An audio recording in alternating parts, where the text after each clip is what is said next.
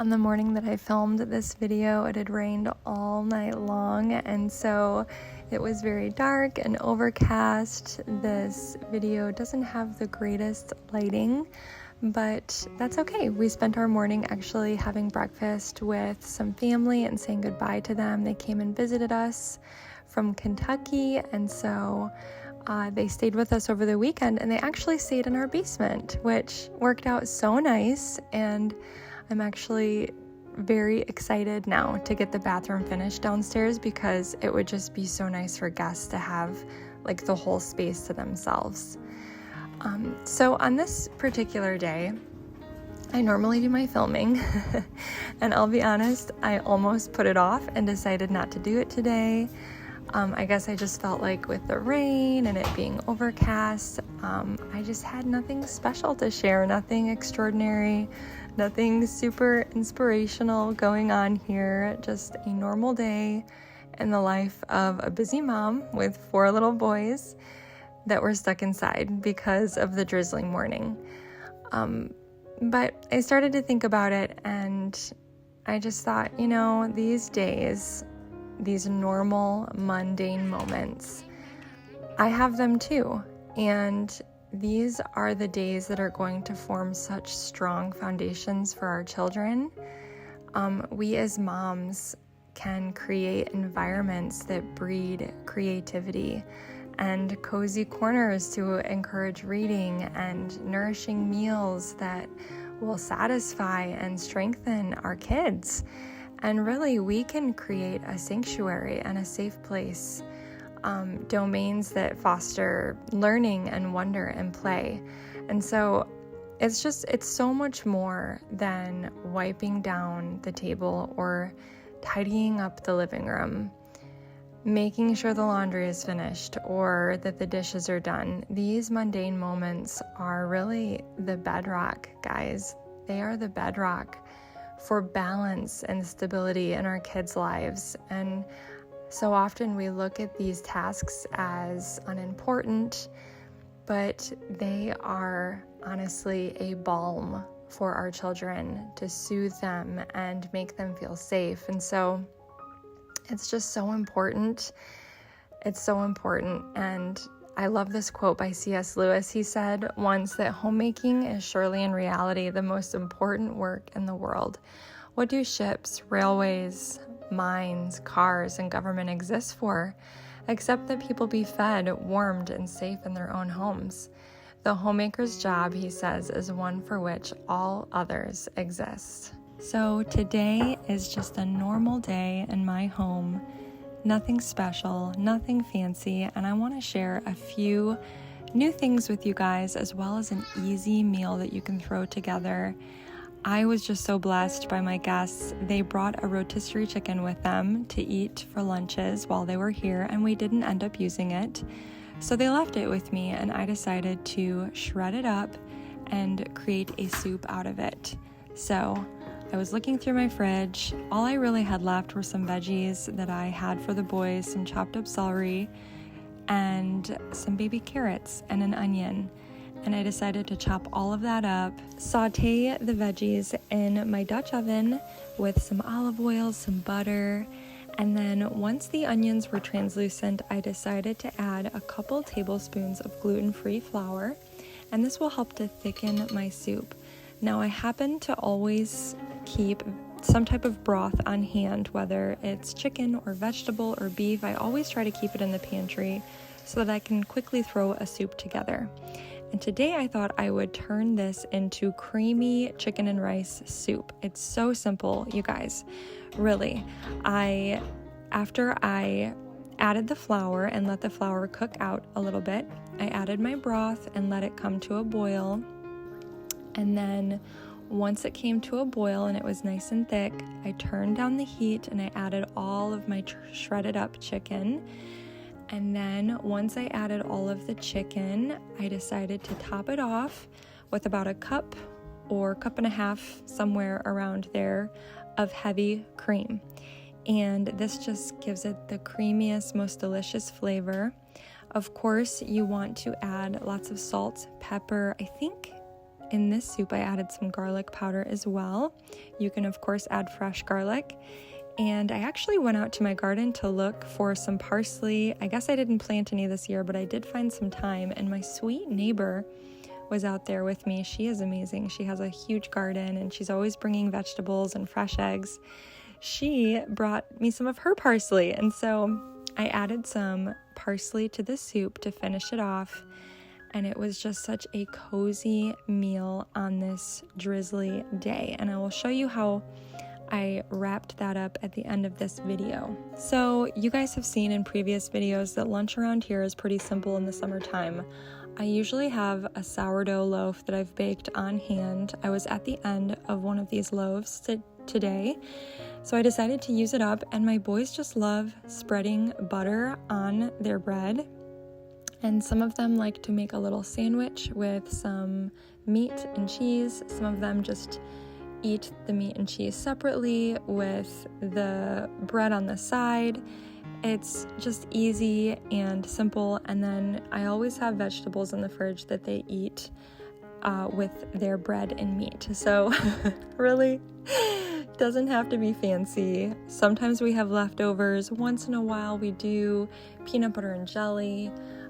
Sometimes we even have a late brunch type meal, and I'll do scrambled eggs. But anyways, lunchtime around here is very simple, and it doesn't have to be anything fancy. One new thing that I wanted to share with you guys that I'm just so excited about, and I don't even know it's not a project because we really didn't do anything except for screw these things onto the wall, but I put 2 little libraries in each of my boys' bedrooms, and the one in our older boys' room, I actually found at Marshall's. I don't even know if it's meant to hold books, but that's what I'm using it for. It was the cutest blue that ties into some of the accents in their bedroom, and it holds a lot of their books. There is a little bit of overflow beneath this system, but it's working really well right now, and it's just really encouraged more reading, especially at night before bed. And then in the nursery, I told you guys a couple of videos ago when I shared the nursery reveal, I told you I wanted to add some book ledges to that wall between the sink and the kitchen, and that's exactly what we did. We purchased some on Amazon. I thought I purchased a 4-pack, but I guess it only came with 3, and it is just so perfect. And again, just it encourages so much more reading. I love having this in there. I love having all of their beautiful books on display. So just in case another mom out there is looking for a book solution, both of these have worked really well for us, and I wanted to share those with you guys.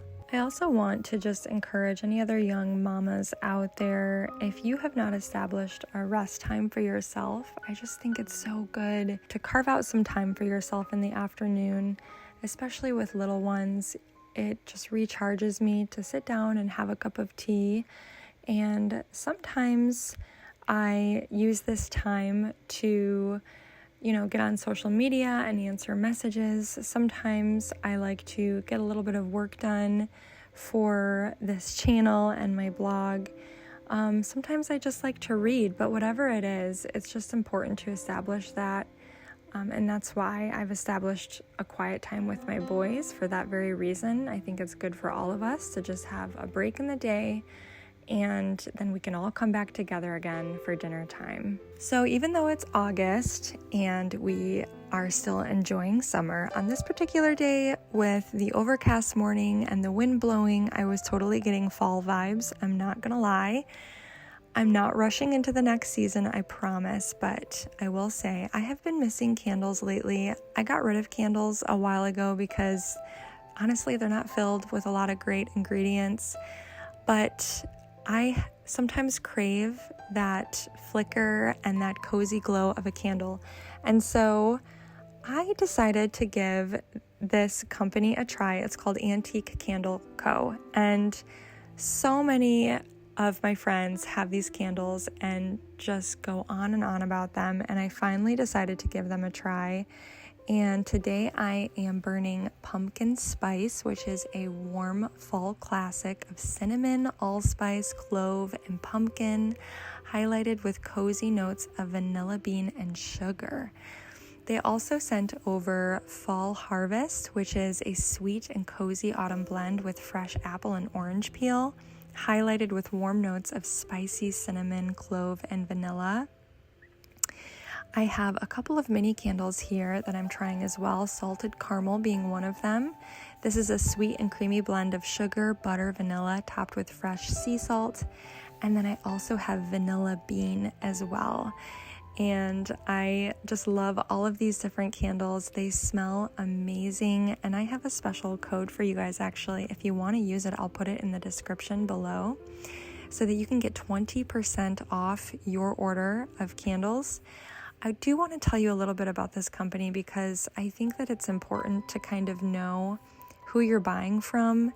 And sometimes it's so tempting to just buy cheap candles that don't cost a lot.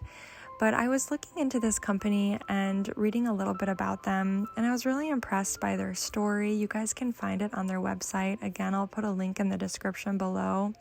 It's just so neat. I love the fact that all of their candles are made in the United States. They use US grown natural soy wax in these premium glass mason jars, which I think are so classic for any home style. They use high quality fragrance oils for their candles, and the wicks are 100% lead free, made of cotton. I also like that these candles are free of dye, so they have a natural, clean candle. And when you compare the price after using my discount code, it's truly comparable to some of the candles that you would purchase at some of these larger stores. So I just would encourage you guys to head to their site. Their fall collection looks amazing. The candles I have smell wonderful, and I just know you guys are going to love them as much as I do. So be sure to take advantage of that code in the description below. So let me tell you guys quick how I wrapped up this soup. I like to make my rice in a separate pot.